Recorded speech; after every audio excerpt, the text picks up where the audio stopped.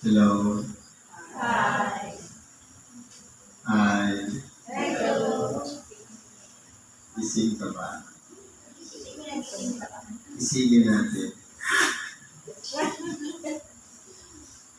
Sa pangalan po ng dakilang Panginoong Jesucristo, isang mapagpalang gabi sa bawat isa. Nandito po tayo pinagsama-sama sa pokro ito dahil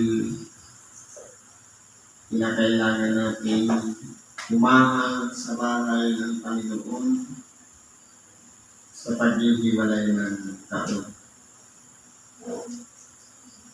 Ngayon po, meron tayo ditong sitas na ipinagtayo. Una po, isintro natin ang ating pag-iisip, ang ating pagkatao, diwa, kalooban, sa presensya ng ating dakilang Panginoon. Para mapaglaylayan natin, hindi lang pakinggan, kundi maabot ng ating sariling unawa kung ano po ang mensahe na nais ihatid ng ating dakilang Panginoon na kinakailangan makapasok sa ating mga puso.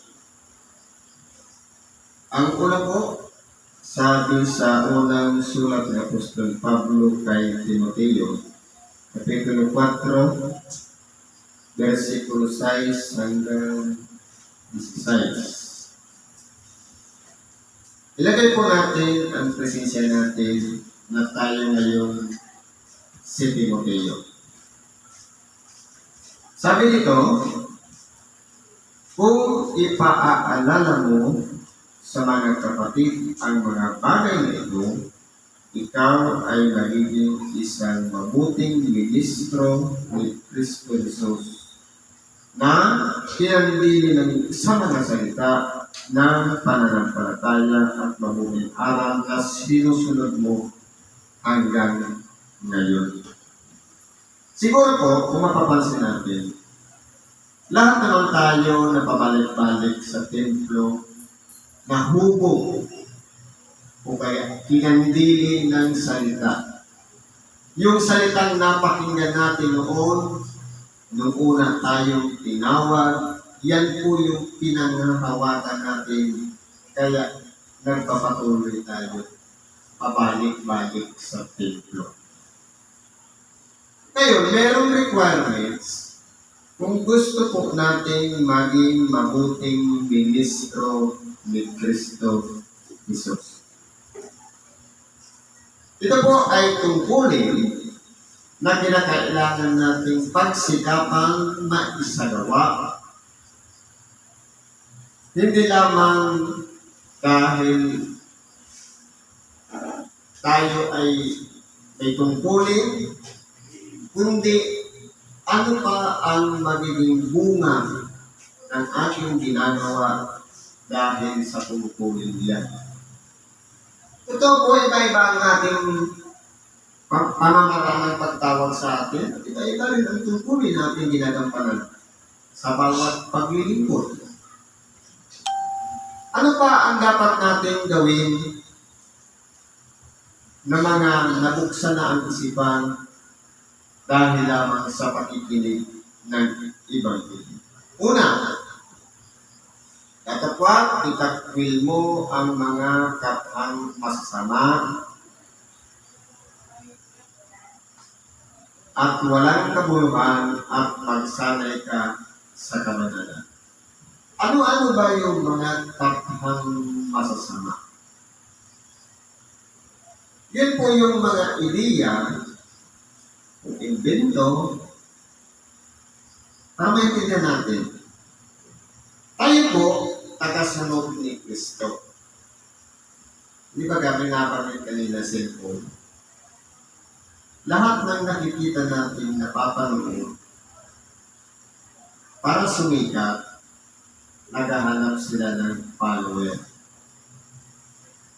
Ngayon, kung Kung tayo po tagasunod ni Kristo, palagay natin tagasunod tayo doon sa ina-idolize natin. Halos parehas lang. Pero ang pagkakaiba lang, kay Kristo, katotohanan ang pinag-uusapan. Doon sa ina-idolize natin na pinapano natin, mga kata, mga content creator, bunga ng sariling imahinasyon, kata. Pero ina-idolize natin. Yan pala ay walang pakinabang. Ang dapat natin gawin, magsanay tayo sa kabanalan. Ano po ba ang kabanalan? Ang kabanalan ay ang paglilinis ng buo nating pagkatao. Ginagawa natin yan sa bawat pakikipag-usap sa Diyos, anumang kalagayan natin, posisyon, oras. Ginagawa natin yung panalangin sa Kanya na humihingi tayo ng tawad. Kaya po, kung mapapansin natin, pinapractice tayo na magsanay ng kabanalan. Para ano? Sapagkat sa pagsasanay ng katawan ay may kaunting pakinabang. Yung magpakabuti ka sa kapwa, kakaunti lang pala ang pakinabang mo. Ngunit, ang kabanalan sa lahat ng mga bagay, yung paglilinis, yung may mabuting kalooban. Kasi kung halimbawa, gumawa ka ng mabuti sa kapwa, kung ang hinahangad mo naman, purihin ka, walang kabanalan doon. Pero yung kabanalan nandidiyan, yung malinis, tumutulong ka, dahil bunga ng pag-ibig yung tulong na ginagawa mo. Galing din sa kabanalan. Kaya, ginagawa natin yan, masaya. Na hindi tayo tumatanggap na papurihan, kaya yung kilalanin yung pangalan natin, kasi matandain yung mga binibigay natin, lalong-lalo na yung mga namamas ngayon. Obserbahan natin sa kapitbahay na lang. Magbigay ka doon sa isa, maya-maya, balik na naman yung ibang bata. Ibang mukha, pero isang grupo lang sila. Dito ka? Sabi nito, ngunit ang kabanalan sa lahat ng mga bagay ay pinagkikinabangan na may pangako sa buhay na ito at sa darating. Kaya po kung mapapansin natin, hindi lang ngayon. Tuloy-tuloy po yan. Tapat ang pasabi at nararapat tanggapin ng lahat. Ano po ito? Sapagkat dahil dito ay nagsisipag-pagal kami at nagsisipag-sikap sapagkat may pag-asa kami sa Diyos na buhay na siyang tagapagligtas sa lahat ng mga tao, lalong-lalo na sa mga nagsisisampalataya. Kaya po, ang pinag-uusapan dito, koneksyon. Meron tayong Diyos na sinasampalatayanan, kinakailangan na malinaw ang pagsampalataya natin sa Kanya. Na para bagan, inilalagay natin ang ating sarili sa isang bahay na nakapatong sa ibabaw ng isang maayos at matatag na pundasyon, si Kristo. Ano man dumating na mga pag-uusik, kahirapan, problema man kapag kasama si Kristo dahil sa pananampalatayang taglay natin, hindi po tayo matatakot dahil nagtitiwala tayo sa Kanya. Na alam natin, ang mga bagay na pinagdadaanan natin, dadaan lang yan. Hindi naman yung permanente. Kung may dumating na problema, bukas, wala na yan. Kaya po, kung kasama natin si Kristo, malakas ang ating loob. Harapin ang mga dumarating na pagsubok sa ating buhay. Ngayon, ano ngayon ang inihahabilin ni Apostol Pablo kay Timoteo?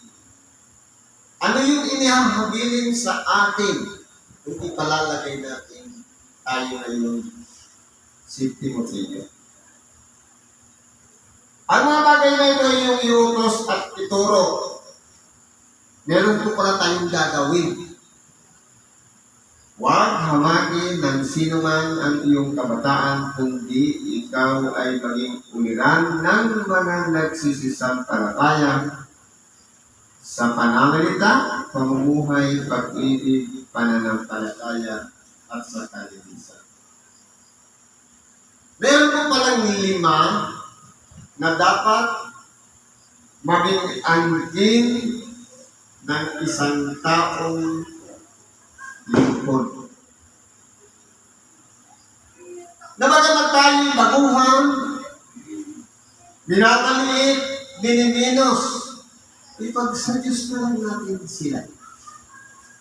Kundi ang palagi natin iisipin at gagawin at pagsisikapan yung 5 dapat taglay natin para maging uliran tayo sa kanila. Una, pananalita. Ngayon, kung palagi tayo nagbabasa ng banal na kasulatan, minsan ang bukang bibig natin sa labas, kung ano yung mga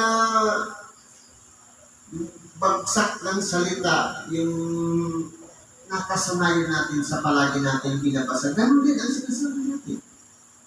Kasi po, minsan nagagaya natin. Di ba pag may kausap tayong Batanggilyo, minsan ang salita natin, Batanggilyo natin. Dahil po, sa utak natin, yung memorya natin na-absorb yung mga bagay. Kaya kung ano yung palagi nating sinasanayan, doon po nakikita yung bunga sa ating pananalita, kung paano natin sa binibitawan ng ating mga bibig. Ikalawa, pamumuhay. Na dapat yung pamumuhay galing sa pinagpawisan, pinagpaguran. Na dapat yung pamumuhay natin, nakikita ng ating kapwa ang asal o kabutihan ng ating pag-uugali para sa kanila. Ano pa po? Yung pag-ibig. Ito po pinaka-importante. Kasi kung halimbawa, tumutulong ka sa kapwa, wala namang kalakip na pag-ibig, ang mangyayari po yan, parang tumutulong ka na darating ang panahon, ikaw naman ang tutulungan. Pero kung bunga yan ng pag-ibig, ang mangyayari po yan, binibigyan mo siya dahil mula sa puso. Ano pa yung pangapa? Pananampalataya. Na dapat ang pananampalataya maging katulad ng isang butil ng mustasa na kapag iyan ay nakatanim sa atin, lumalago at lumalaki, nagiging matibay. At sa kalinisan. Hindi yung panlabas na anyo, o kalagayan, kundi sa mga mabubuting gawa. Yun ba yung kinakailangan lang natin gawin ngayon? O ipagpapatuloy natin? May challenge na si San Pablo kay Timoteo, hanggang ako'y pumariyan, magsikap ka sa pagbabasa. Hanggang sa pagbabalik ng ating dakilang Panginoon. Meron tayong mga Biblia. Magbigay tayo kahit isang verse, isang araw. Tapos pag nilay-nilayan natin, unawain natin, sariwain natin, gawin natin siyang pinakabaon papunta sa ating paparunan. Ang tanong, kaya ba natin gawin? Kasi minsan, kahit isang linggo, hindi ba natin nabubuksan ang banal na kasulatan? Kasi meron nga akong nakita niya, nagbigay siya ng cellphone at saka Bible. Last part na yung cellphone, may crack na, pero yung Bible, di pa nabubuksan. Alin yun mas priority? Yung mabubuti o yung dala ng kita? Kasi po, pag kita, yung gusto ng ating katawan. Pero yung pinakakailangan ng ating nag-iisang kaluluwa, yung sinabi kanina, ang lahat ng mga kagamitan ay manual. Meron din tayong manual. Ito yung Biblia. Sabi nga, Bible, basic information before leaving earth. Para alam natin kung saan tayo pupunta. Kung tayo'y kasama dun sa ililigtas o hindi. Kaya meron ding manual ang ating pakikipamayan dito sa ibabaw ng Diyos. Ano pa? Sa pangangaral. Hindi lahat ng nagtatayo dito, yun lang yung sinasabing nangangaral. Kasi meron din itong gumagamit ng Biblia. Halimbawa, gusto mong ituwid ang iyong anak, idadaan mo sa panangaral, sa pagpapayo. Halimbawa, wala nang respeto.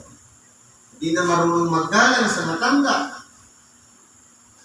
Kung nabasa mo sa banal na kasulatan, na ang isang anak, sumunod lang pala sa magulang, dalawa ang benepisyo, mapapabuti, at hahaba ng buhay, siyempre, isishare natin yan. Kasi, mahal natin sila. Ano pa po? Pagtuturo sa mga mabubuting asal. Nang sa ganun, huwag maligaw sino man sa atin. Kundi masumpungan natin yung tunay na daan papunta doon sa kaluwalhatian ng Diyos. Bilang mga lingkod, meron tayong tinanggap na ipinagkaloob sa atin sa pamamagitan ng Espiritu Santo. Na ano? Sabi dito, huwag mong pabayaan ang kaloob na nasa iyo. Yan ba yung ipinagkaloob lang nung nasumpungan natin ang templo? Nasumpungan natin ang lunduyan? O bago pa tayo nagkamalay, nakasulat na yan sa magiging guhit ng palad natin kung magiging ano tayo. Kaya po, kung mapapansin natin, bata pa tayo, marami na tayong nakikita, marami na tayong napapansin sa ating sarili na taklay natin. Yan po ay nalidevelop, nagkukonsagra, kapag iyan po ay sabi dito, na huwag mong pabayaan ang kaloob na nasa iyo. Ibig sabihin, pag silang lang natin dito sa ibabaw ng sanglibutan, meron na tayong taglay. Nasa iyo. Nasa iyo ay binigay sa pamamagitan ng hula, ng aral, o salita ng Diyos, na may pagpapatong ng mga kamay ng kapulungan ng mga presbytero. Nagkukonsagra po yan. Kaya kung halimbawa, dati noon, hindi mo pa alam ano kaya ang magiging kalagayan po nung nabautismuhan ng Espiritu Santo at ipinatong yung kamay, nalalaman natin, nung bata, ako ganito ako, naging pala yung alam ko na ngayon. Dahil po, nakukonsagra siya. Ano pang dapat natin gawin? Magsipag ka sa mga bagay na ito, tumalaga kang lubos sa mga ito upang ang iyong pagkasunod ay mahayag sa lahat. Pinakailangan po pala, hindi yung dahil member ka lang, okay na. Dapat may pagsulong. Kung dati noon, paupo-upo ka lang, ngayon, nagsishare ka na rin ng mabuting balita. Nakikibahagi ka na rin ng mga mabubuting aral.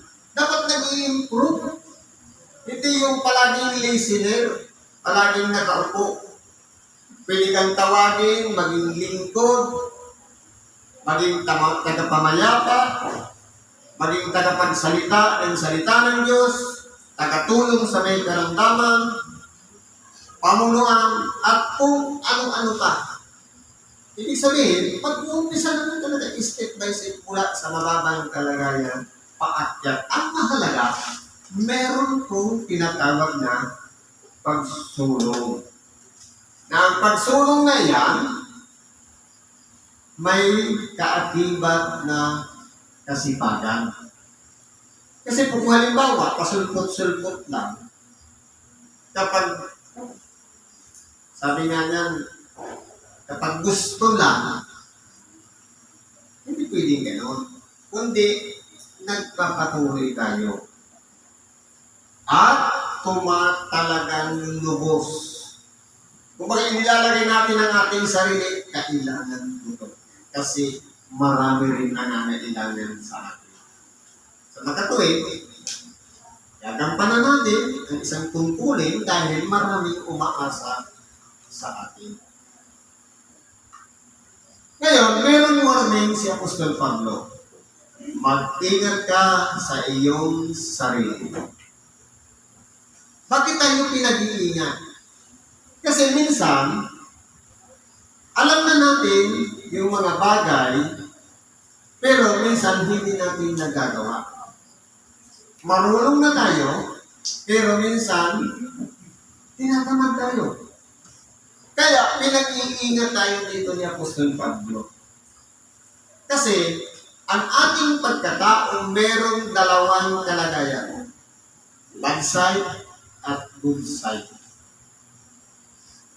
Ang katamaran, isa yung bad side. Pero yung pagiging, magaling kang magsalita, pero tamad naman. Kaya, pinapag-ingat tayo. Alin baga ang dapat natin ginagawang priority? Kinakailangan mag-ingat. Lalong-lalo na sa turo. Kasi po, tama yung sinabi kanina, kung hindi sang-ayon sa banal na kasulatan yung sinare o ibinahagi na salita ng Diyos, pwedeng mapasama o mapahamak ang kapwa, kasama ka. Kasama yung nag-share. Kasama, halimbawa ako, mali yung interpret ko, mali yung pagkakaintindi ko sa Ebanghelyo, tapos iba yung sinabi ko ang mangyayari yan, yung tagapakinig, pati ako, mapapakawa. Isa pa, manatili ka sa mga bagay na ito. Kinakailangan yung consistency. Kasi kung halimbawa, pasulpot lang tayo ng pakikinig ng Ebanghelyo, bihira na nga lang maka-attend sa templo, minsan malayo pang iniisip, ano tayo mananatili? Dahil habang pinapraktis natin yan, ang benepisyo ito, sapagkat sa paggawa nito ay ang iyong sarili ang ilililigtas mo, pati ang nagsisipakilig sa iyo. Kaya po, maraming mga dapat tayong gampanan na inaakala natin tayo rin ang magbibenepisyo. Inililigtas natin ang ating sarili kasama ng tagapakinig natin. Kaya, kinakailangan natin maging uliran sa ating mga kapwa, lalong-lalo na kung ninanais natin magiging isang mabuting lingkod ni Kristo. Panghawakan natin yan. Magpatuloy tayo at huwag tayong magsawa. Isa lang ang palagi nating iisipin. Ay hindi man tayo kasundo o hindi gusto sa loob ng templo, panghawakan natin yung salitang binitawan natin na nakapatong ng ating mga kamay sa banal na kasulatan na sinasabi, hanggang kailan mo patitindigin ang bandila ni Kristo. Nakarinig lang tayo ng salita sa ating kapatid. Umurong na. Ilan ang sagot natin? Hanggang may buhay. Parte lang yan ang trial sa atin. Kaya kinakailangan natin panindigan palagi yung sinasabi natin hanggang may buhay. Yan po ang dapat na isa-isip natin at isa-puso yung mga bagay na sinasabi ng ating dakilang Panginoon. Sumunod sa Kanya. Kaya, mga followers tayo ni Kristo. Kaya, panhawakan natin yung salitang binitawan natin sa Kanya. Sa Kanya tayo sumunod. Panhawakan din natin yung pananatili natin sa Kanya. At tayo rin ang magtatango ng benepisyo na walang iba yung pinangako niya na buhay na walang hanggan. Ngayon po, meron pa tayo ditong isang sitas. Sabi po sa sulat ni Apostol Pablo sa mga taga-Roma, Kapitulo 8, versikulo 31 hanggang sa 39. Sabi dito, ano ang ating sasabihin sa mga bagay na ito? Kung ang Diyos kakampi natin, sino ang laban sa atin?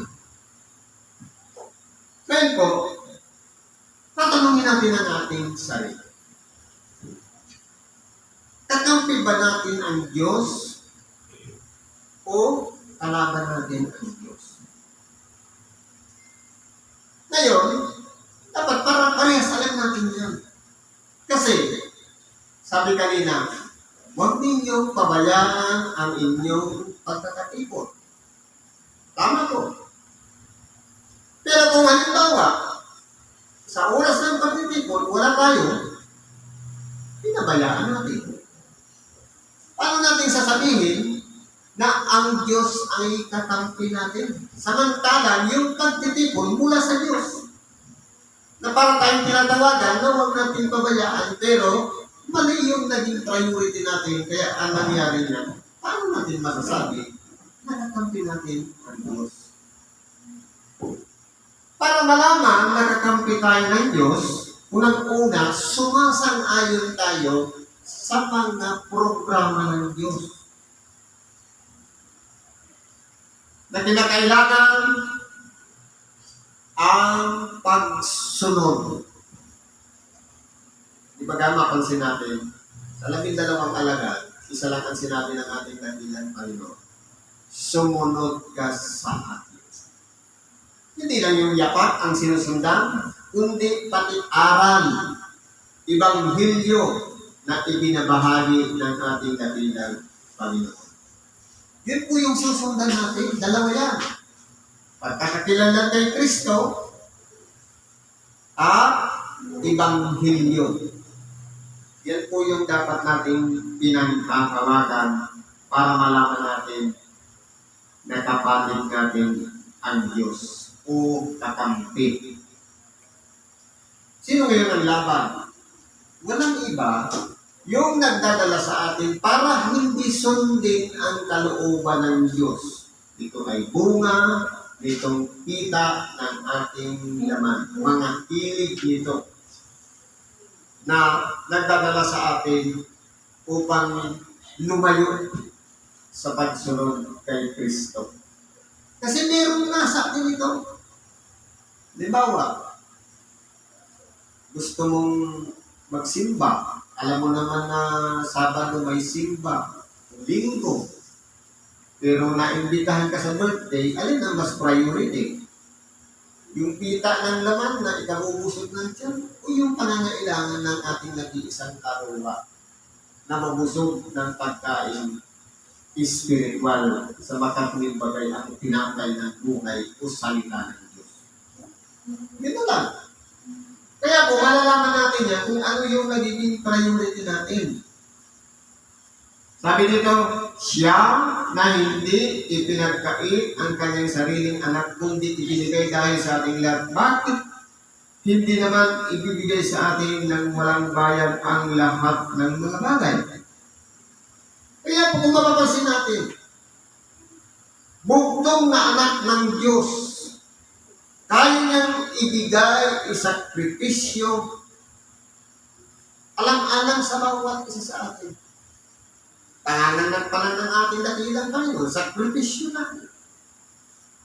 Kasi imagine, tayong lahat ipinanganak, minsan na sa kama, sa banig. Pero si Kristo, saan siya pinanganak? Sa maruming sabsaban. Pero bakit hinayaan ng Diyos na mangyari yun sa ating dakilang Panginoon? Dahil po sa pag-ibig sa atin. Na lumalarawan, ang maruming sabsaban ay ang ating maruming puso. At si Kristo na tinatawag na salita ng Diyos, yan ay pumapasok sa ating tainga, diretso sa ating unawa, papasok sa ating mga puso. Binabago po ang ating laman ng ating maruming puso. Yan po ay simbolo, yung kapananakan ng ating dakilang Panginoon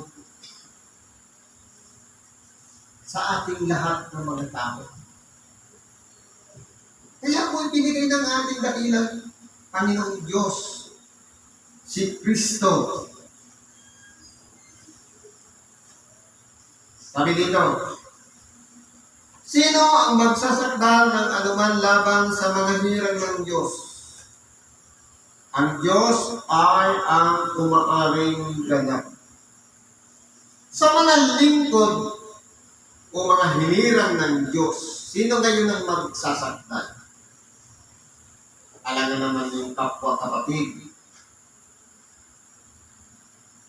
Sa totoo lang po, tayo ay napapahamak dahil sa sarili natin mga nasa.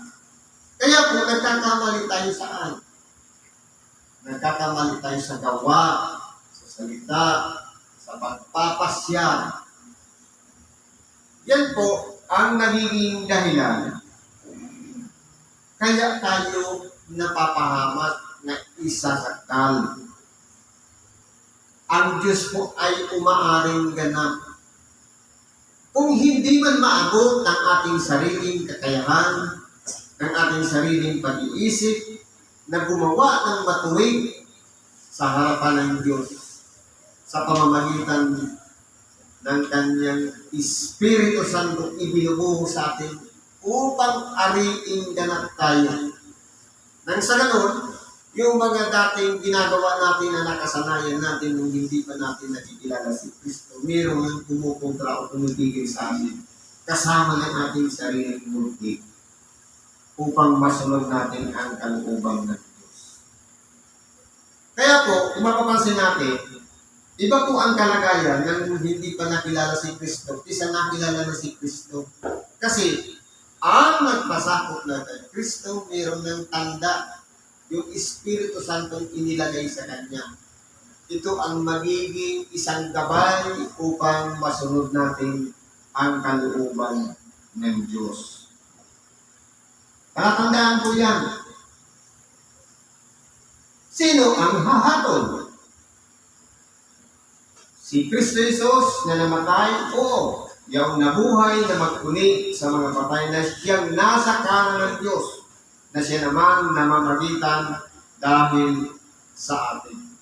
Totoo po, si Kristo ang hahatol sa pamamagitan ng salitang Kanyang sinalita na nakasulat ito sa banal na kasulatan. Kaya kung mapapansin natin, sabi, isang araw ang paghuhukom. Paano kaya hukuman sa dami ng tao? Ngayon, kaya nga ibinubuhos yung panangaral ng salita ng Diyos para puspusin ng mga tao, para yung mga tao hindi maabot ng salita ng Diyos. Iba-ibang mga tao ang sinugo para makarating kahit saan mang lupalop ng daigdig. Hindi lang, man-to-man, 1:1, pati online. Makapag-share lang tayo ng isang sitas araw-araw kung meron tayong FB, kung meron tayong TikTok, kung ano pa man account, makikita yun ng ating mga kaibigan. Kaya po, ginagawa natin yung kabutihan para sa kanila. Ngayon, kung yan man ay nag-aabot sa kanilang paningin, unawa, kung nabasa ng kanilang mga mata, at napagnilay-nilayan nila, yung salitang nabasa nila, yun din ang hahatol sa kanila. Ano po tayo? Kasi po, galing yan kay Kristo. Yung salitang yan ang hahatol sa bawat isa sa atin. Kaya pasalamat tayo kay Kristo dahil siya naging tagapamagitan. Nagsakripisyo siya, ibinigay niya ang kanyang buhay, alang-alang sa bawat isa sa atin.